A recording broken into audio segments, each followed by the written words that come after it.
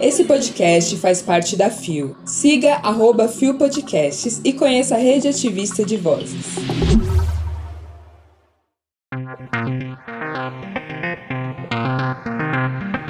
Sou a personificação do que querem erradicar, de Sasha Colby. Conheça Caê Guajajara. Cotas aumentam estudos de grupos LGBTQIA+, no Brasil. Quinta-feira, 20 de abril de 2023, ontem foi o Dia dos Povos Indígenas e vale vocês conferirem e entenderem mais sobre esse recorte social que merece muito mais atenção. Olá, eu sou a Lua Manzano e este é mais um Bom Dia, Bicha!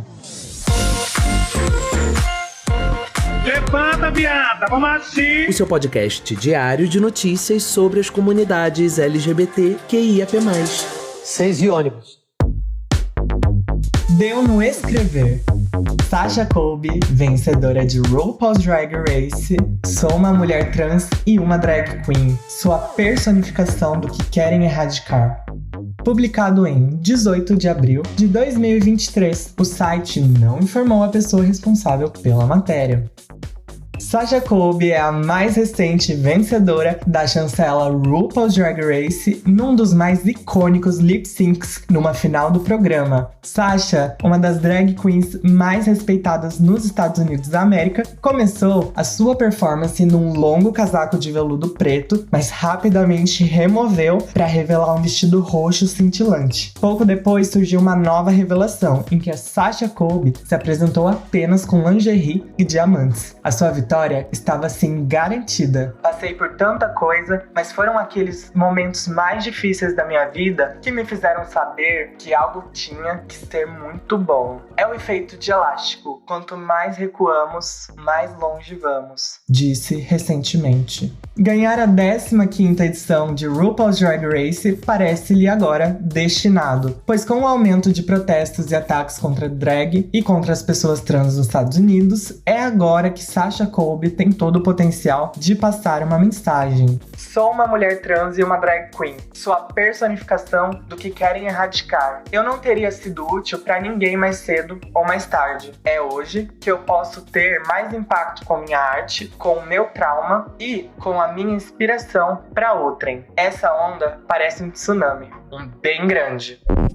A Sasha Colby, uma mulher trans havaiana, aka As No As, a vencedora da 15ª temporada de RuPaul's Drag Race. Eu quero aplausos!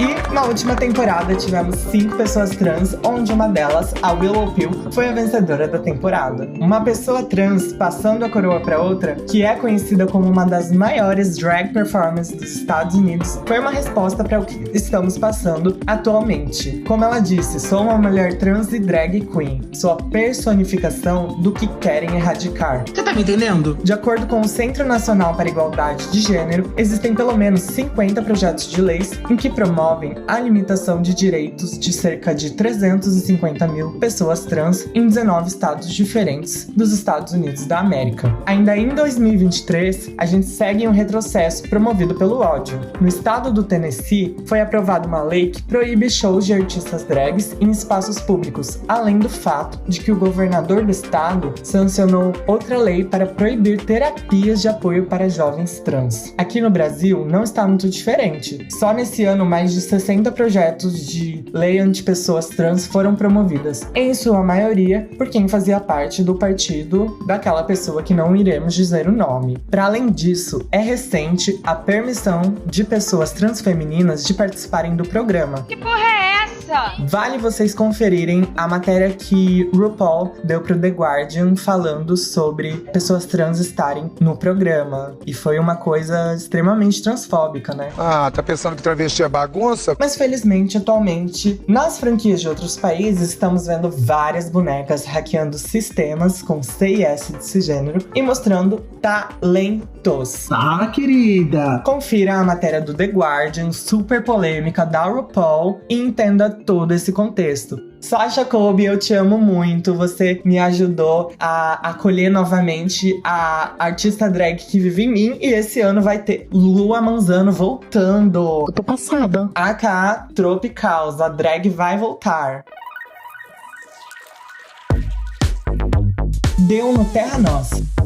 Rapper indígena Kaê Guajajara foi do apagamento à posse de Lula. Sofri muitas violências. Publicado em 18 de abril de 2023, por Stella Piovan.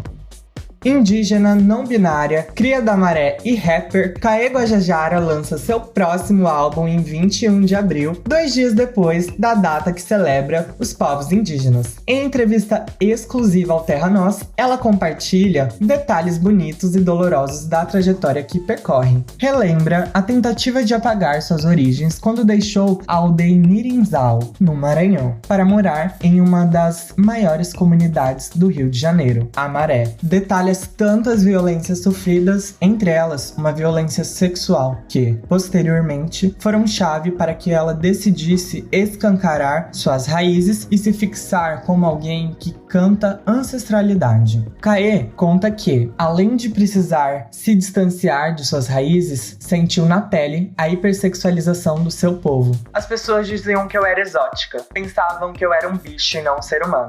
A percepção e o empoderamento vieram depois de uma violência explícita, sexual, da qual foi vítima enquanto tentava se adequar ao que a sociedade carioca pedia. Ela relata: eu trabalhava em um hotel como recepcionista jovem aprendiz, apagada. Eu tinha aceitado que tinha que ser normal. Um dia saí às 10 da noite e peguei o mesmo ônibus que sempre pegava. Só que ele quebrou no caminho. Todo mundo desceu e esperou pelo próximo, que demoraria muito. E no dia seguinte, eu precisaria acordar muito cedo porque tinha aula. Decidi não esperar, saí andando pela Gamboa, até que fui violentada sexualmente por um grupo de homens. Hoje, consigo falar com mais leveza. Essa violência foi um marco de identidade, porque eu estava sofrendo uma violência sexual no centro do Rio de Janeiro, na rua, sendo chamada de índia. Porque eu estava vivendo aquilo, de que minha mãe tentou tanto me blindar, se eu estava lutando o tempo todo para ser normal.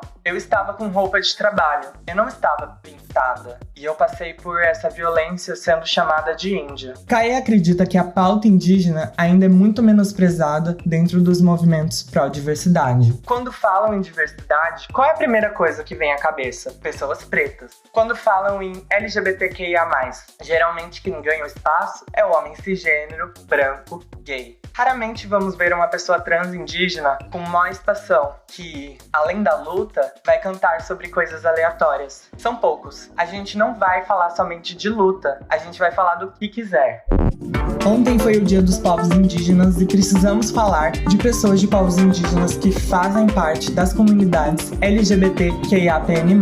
Kaê conta na matéria justamente sobre esse complexo do duplo A, que é basicamente a aberração versus a admiração. Então, ao mesmo tempo em que nossos corpos são hipersexualizados e fetichizados, são aberracionados pela sociedade e podemos ver os dados de pessoas trans que são assassinadas, que são mortas diariamente em nossa população do Brasil. A violência naturalizada perante a pessoas trans quase sempre está atrelada à violência sexual. Especialmente quando eu estava no Rio de Janeiro, eu me senti extremamente atravessada pelos olhares, especialmente de homens cis heteronormativos. Então, eu acredito que seja muito grande os índices de violência sexual e principalmente perante a pessoas trans no Rio. Quando a gente fala de diversidade, equidade, inclusão e pertencimento nas empresas, sempre se pensa no recorte racial sem pensar em pessoas indígenas. E quando falam de gênero, pensam apenas na mulher cis. Acorda, querido, volta pra escola, meu bem. Esses espaços são usurpados, geralmente, pelo homem cis, gay, branco, assim como as mulheres cis que estão no mesmo recorte, L, G e B. Precisamos sim denunciar a falta de valorização de pessoas indígenas nos espaços de poder. Afinal, o Brasil é uma terra de povos indígenas e a gente tem o papel de reconhecer o nosso certo lugar na sociedade e lutar para promover equidade. Não adianta nada postar no LinkedIn, nas redes sobre a data, sendo que você realmente não se importa. Eu também fiz um post, mas indicando pessoas que fazem parte de povos indígenas, afinal é sobre protagonismo. Consegue distinguir? Vale lembrar também que as deputadas Célia Chacriaba e a Erika Hilton protocolaram no dia de ontem um projeto de lei em prol da inclusão do nome de Tibira, que foi a primeira vítima fatal de LGBTIA+, fobia, que se tem documentado na história em nosso país, no ano de 1614. Conforme o texto, fica inscrito o nome de Tibira do Maranhão no livro dos heróis da pátria, depositado no Panteão da Pátria e da Liberdade Tancredo Neves, em Brasília. A direita surta! Confira a matéria completa na nossa descrição do episódio. Deu no UOL. Política de cotas acentuou o interesse por estudos de grupos LGBT no Brasil, diz historiador. Publicado em 18 de abril de 2023, o site não informou a pessoa responsável pela matéria.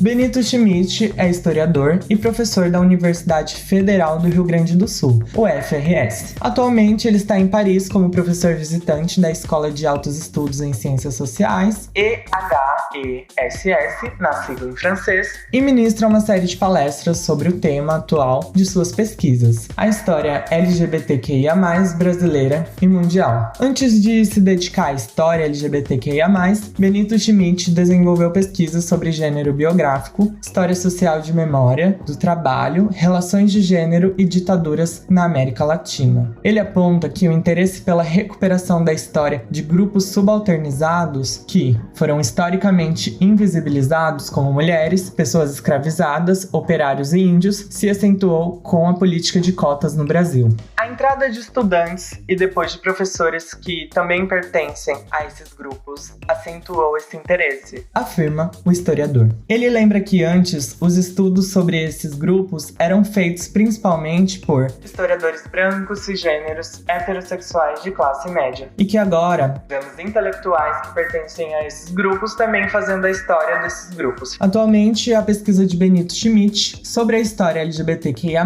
tenta identificar os lugares de memória do movimento no Brasil. Lugares de memória, que é um conceito desenvolvido pelo historiador francês Pierre Nollet, são museus, arquivos, monumentos, centros de memória. O historiador gaúcho indica que, sobretudo, a partir dos anos 2000, começou um movimento para a construção de arquivos associados a esses grupos para preservar os vestígios dessa memória, que muitas vezes estão completamente apagadas. O Museu da Diversidade Sexual em São Paulo foi o pioneiro. Schmidt ressalta que esses arquivos são chamados de sensíveis pelos historiadores porque a gente sabe que, em movimentos de conservadorismo, eles podem eventualmente até servir para fins de perseguição. Uma discussão atual na França sobre o destino dos arquivos LGBTs, se eles devem ser custodiados pelo Estado como qualquer outro acervo, ou se pelos movimentos, pode ajudar o Brasil na constituição dessa memória, acredita o professor.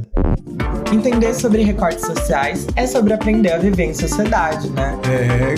Não é apenas sobre respeitar, mas a gente tem que valorizar a diversidade em que a gente vive. O Benito é um exemplo nesse aspecto que se aprofundou nos estudos pensando nas nossas comunidades. E o professor diz também que a entrada de estudantes e depois de professores que também pertencem a esses grupos acentuou esse interesse, justamente por existirem referenciais de pessoas LGBTQIAPN+, que produzem, né, que estão na academia, que estão criando, desenvolvendo livros a partir de nossas historicidades. Ele diz também que historiadores brancos, cisgêneros, heterossexuais de classe média, que agora vemos intelectuais que pertencem a esses grupos também, fazendo a história desses grupos. Mas vale lembrar também que ele disse sobre homens gays, cis e bi ocupando esse espaço, sendo que a leitura social do próprio é de um homem cis heteronormativo. Então, puxando a matéria de cima, vale lembrar que quando a gente fala em diversidade, equidade, inclusão e pertencimento, é sempre o homem branco, cis, né, de classe média e que vem do sul ou do sudeste, que é a pessoa que vai acessar essas cadeiras, né? E a gente tem que também lembrar, né, que os nossos desenvolvimentos sociais, pensando em comunidades LGBTQIAPN+,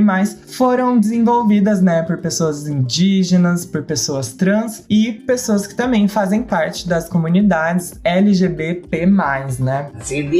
Quero deixar um salve para o Benito e também puxar uma provocação. E aí, Benito, cadê você convidando pessoas trans para protagonizarem pesquisas junto com você?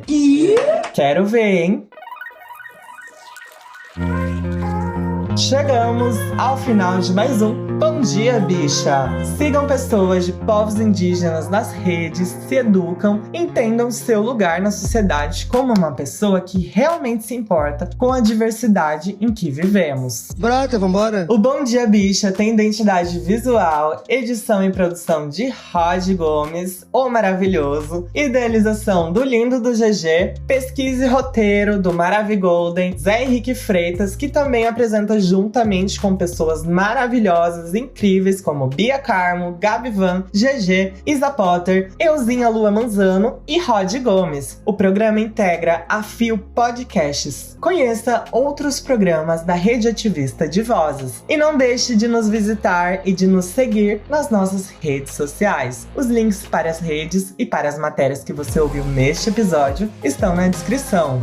Lembre que amanhã tem mais um Bom Dia, Bicha, a partir das 6 da manhã, com a apresentação de GG. Tudo bom? Obrigada por mais um dia. Não deixem de seguir Lua Manzano com S nas redes sociais. Valorizem o conteúdo também de pessoas de recortes interseccionais, aproveitando também o Dia dos Povos Indígenas para ter mais conhecimento e se aprofundarem sobre o tema. Um beijão e vejo você na próxima, meu amor!